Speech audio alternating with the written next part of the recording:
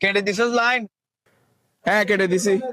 এবার শান্তি দুই ধরনের ব্যক্তির রোজা আল্লাহর দরবারে কবুল হয় না। এই দুই ধরনের ব্যক্তি যতই রোজা রাখুক না কেন তার কোনো প্রতিদান তারা পাবে না। রাসূলুল্লাহ সাল্লাল্লাহু আলাইহি ওয়াসাল্লাম বলেছেন, এই দুই ধরনের ব্যক্তিকে আমি শাফায়াত করব না এবং তাদের আমি উম্মত বলেও পরিচয় দিব না। কোন দুই ধরনের ব্যক্তি যাদের রোজা আল্লাহর দরবারে কবুল হয় না? অবশ্যই ভিডিওটি সম্পূর্ণ দেখে মিলিয়ে নেবেন আপনি তাদের মধ্যে আছেন কিনা। প্রিয় দর্শক, আপনি যদি রাসূলুল্লাহ সাল্লাল্লাহু আলাইহি ওয়াসাল্লামকে বিশ্বাস করেন অবশ্যই আলহামদুলিল্লাহ কমেন্ট করবেন এবং রাসূলুল্লাহ সাল্লাল্লাহু আলাইহি ওয়াসাল্লামকে ভালোবাসলে অবশ্যই ভিডিওটি শেয়ার করে দিবেন। রোজার মাস গুনাহ মাফের মাস। রাসূলুল্লাহ সাল্লাল্লাহু আলাইহি ওয়াসাল্লাম বলেছেন, যে ব্যক্তি রমজান মাসে তার গুনাহ থেকে মাফ পেল না সে ধ্বংস হোক। মুসলমানরা পবিত্র রমজান মাসে সকলেই রোজা রাখার চেষ্টা করেন, কিন্তু এই রোজার যদি কোনো প্রতিদান নাই পাই তাহলে আমাদের মতন কপাল পোড়া আর কেউ নেই। কেন রোজা কবুল হয় না এবং কোন দুই ধরনের ব্যক্তির রোজা কবুল হবে না, চলুন জেনে আসি।